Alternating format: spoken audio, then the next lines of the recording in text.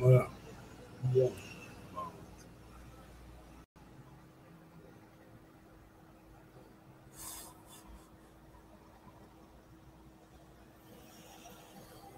Alors bonjour, tiens, bonjour Christine. Voilà, je vais vous montrer, je l'ai fait pour moi. Hein. Bon, c'est pas, il y a pas tout, il y a pas tout, mais c'est assez exhaustif avec quelques lettres sympathiques. Vous voyez, vous l'avez en futard, vous l'avez en proto-sinaïtique hiéroglyphique. C'est mon nom écrit avec mes noms rachetés boîte ici, pardon, là. Israël, Gilles Hervé, Guy Hervé. Donc, puis vous l'avez écrit aussi en égyptien, en cunéiforme, en deux méthodes selon l'égyptien, en proto-sinaïtique runique et en proto-sinaïtique 1 et 2, normal, non hiéroglyphique mais runique, et vous l'avez écrit aussi en l'alphabet d'Adam.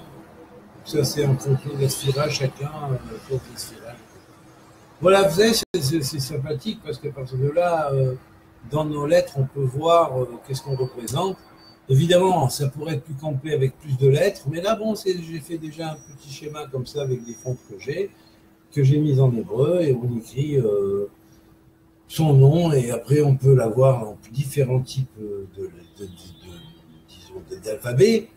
Et ça permet de sonder, de voir un petit peu les potentialités qui sont dans la personne en fonction des lettres. Vous voyez, par exemple, les deux dalets, on se transforme par l'homme en train de prier, ici, vous voyez. Et là, et l'aigle au milieu. Ici, l'aigle au milieu. Et les deux fois l'homme en train de prier. Pardon, voilà, parce qu'on voit tout à l'envers, c'est très long. Voilà.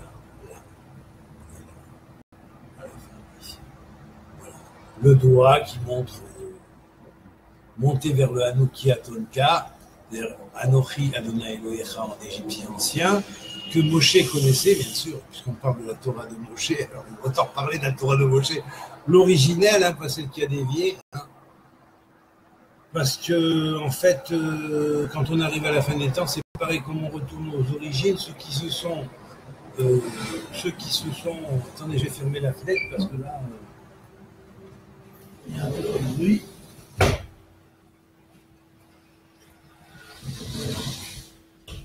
Ceux qui se sont dressés et érigés contre la Torah des origines seront aussi à la fin pour s'ériger contre la Torah messianique. Ça, c'est obligatoire, c'est connu, et on le voit d'ailleurs du reste au dire de certains. Hein.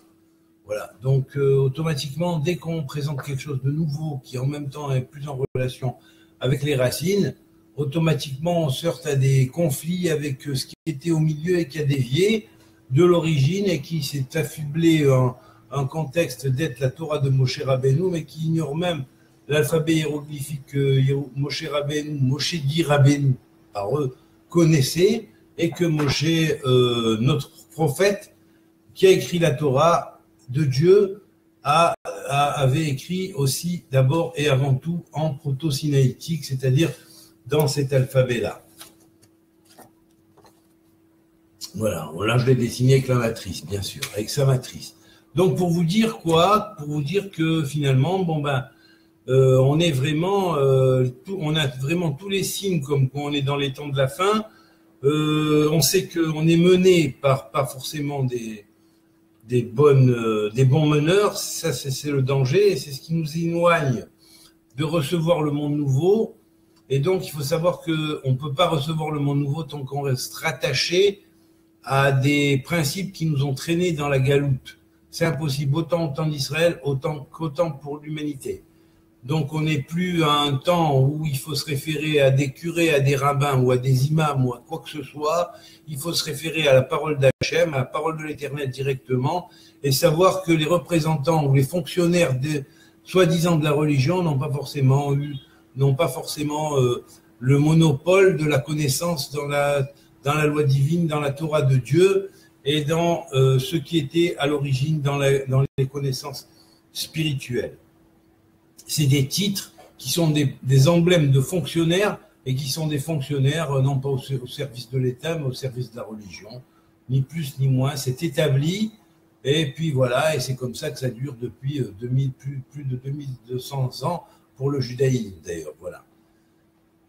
Donc, voilà, c'était pour vous montrer ça, et puis pour vous dire que éventuellement, il serait bon que certains se fassent faire leur thème de cette manière-là. Alors, il me faut les noms exacts, hein, bien sûr, à marquer, et tout ça.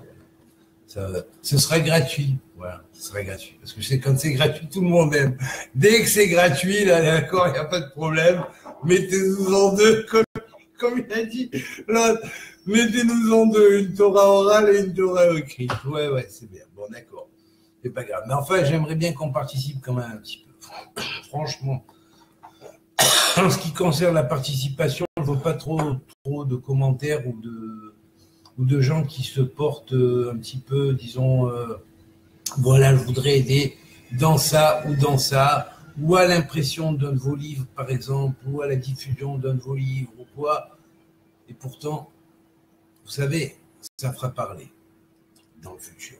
Parce que vraiment, ce que j'enseigne, ce que j'apprends, ce que j'enseigne, c'est vraiment la Torah du futur. Voilà, c'est tout.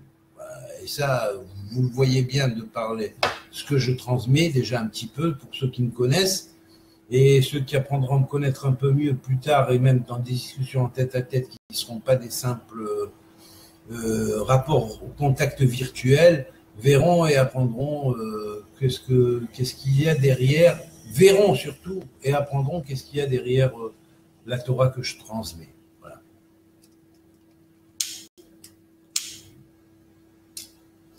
Alors, bien sûr, ça on a ce qui est, c'est facile. Là, c'est facile. Bon, allez, vas-y, agrémente ce qui est, continuons, c'est facile, on connaît, c'est un chemin connu.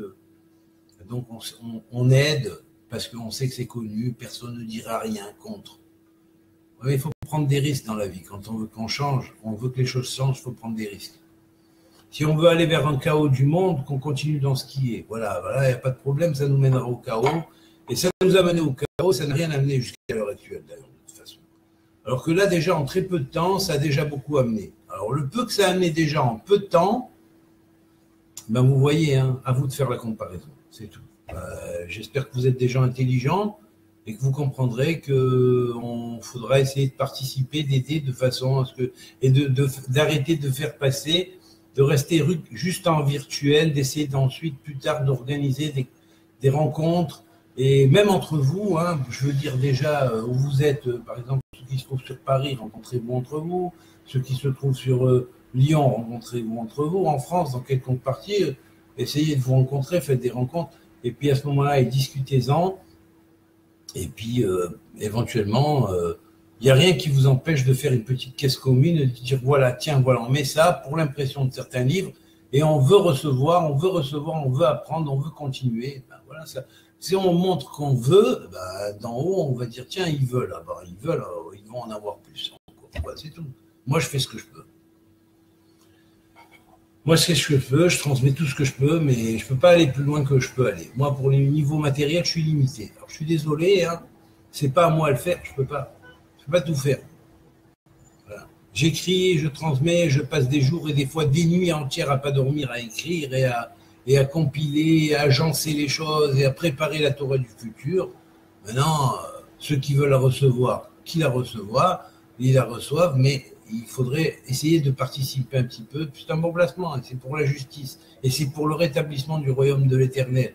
Parce que là, on ne court pas après différentes voix, la voix d'un tel ou de ravin tel ou du curé du coin ou de tel coin ou machin. C'est universel, c'est pour toutes les nations du monde, de la terre, et c'est pour tout le peuple juif, quelles que soient ses obédiences. Et tout Israël, quelles que soient ses obédiences, c'est tout. Donc c'est pour tout le monde, il faut travailler, il faut unifier l'humanité, et il faut savoir que l'humanité est en train de passer à un stade de passage, et ce passage-là, il est tout à fait normal, parce qu'il a préparé le monde à venir. Donc, à vous de voir. À vous de voir. Si vous avez envie que ça change, vous avez envie d'arrêter d'être manipulé par des gens qui vous manipulent un peu de partout en en vous culpabilisant sans arrêt au nom de principes, de préceptes dits religieux qui des fois n'ont ni queue, ni sens, ni tête. Hein.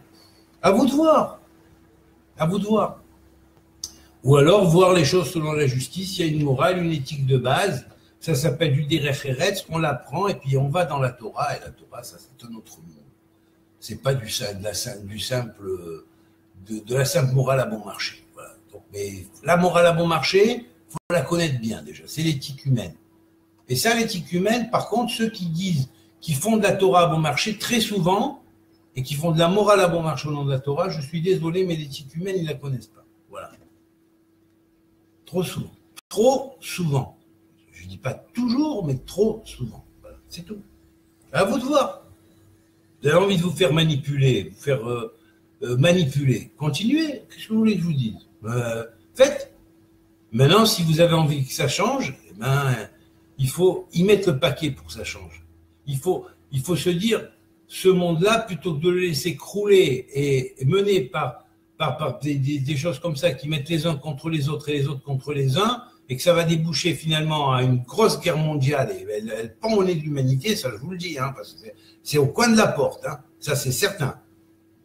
Des cataclysmes terribles et tout ça par cause des dérèglements climatiques qui risquent d'y avoir encore plus à cause de ça, et les punitions divines, parce que on vous aura dit, vous n'avez pas écouté, vous en foutez, oh, les gens ils s'en foutent, ils disent oui, bon bah ça va, bah, ça passe, ouais c'est bien, on met un petit like sur Facebook, c'est gentil, mais c'est pas que ça, c'est pas que ça, c'est pas que ça, c'est tout, voilà.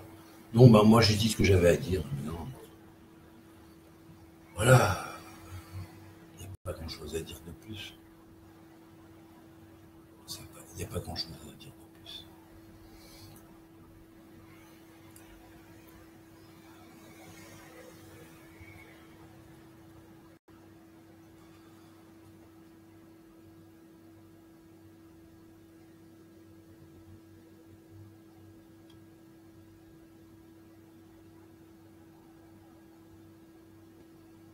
Alors, il y a Giuseppe Lobo qui me met quelque chose d'intéressant. DSL, je sais pas.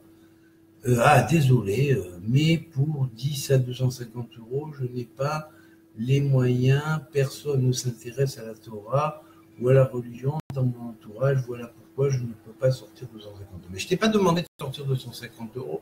J'ai dit ceux qui veulent commander comment dire, qui ont les possibilités d'aider d'autres en même temps, à ce moment-là, ils mettent 200, je sais pas combien ça faisait, à peu près 250 € pour 10 volumes de ça, et puis en garder un pour soi, et puis donner les 9 autres à des personnes qu'on aime pour les aider, pour un anniversaire ou quoi, c'est tout ce que j'ai proposé. Maintenant, l'entraide à d'autres niveaux, c'est autre chose. Moi, et puis surtout, je l'ai proposé pour le premier volume. D'ailleurs, je l'avais expliqué. Donc, il y avait quelqu'un qui m'avait posé la question là où j'avais fait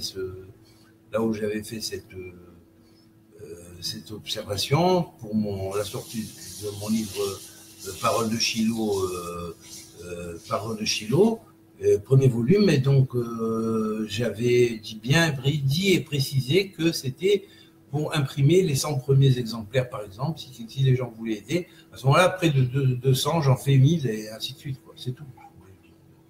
Maintenant, ça marche, tant mieux. Et puis, tous les autres livres, ils sont en vrac. Donc, chacun aide comme il peut. Je vais voir pour essayer d'avoir un compte PayPal et où chacun pourra mettre ce qu'il pourra. Maintenant, pour les 250 €, je n'ai pas imposé aux gens 250 €, jamais de la vie. Mais j'ai dit simplement que si on voulait commander le livre en 10 exemplaires, et bien à ce moment-là, il était possible de le commander en 10 exemplaires, c'est tout. Pas plus, Giuseppe Lodo. Voilà, pas plus, c'était ça. Il n'y avait pas plus. Voilà. Bon, bah, écoutez, à très bientôt. Ouais. Des fois, il vaut mieux se taire que d'être mal interprété. Alors.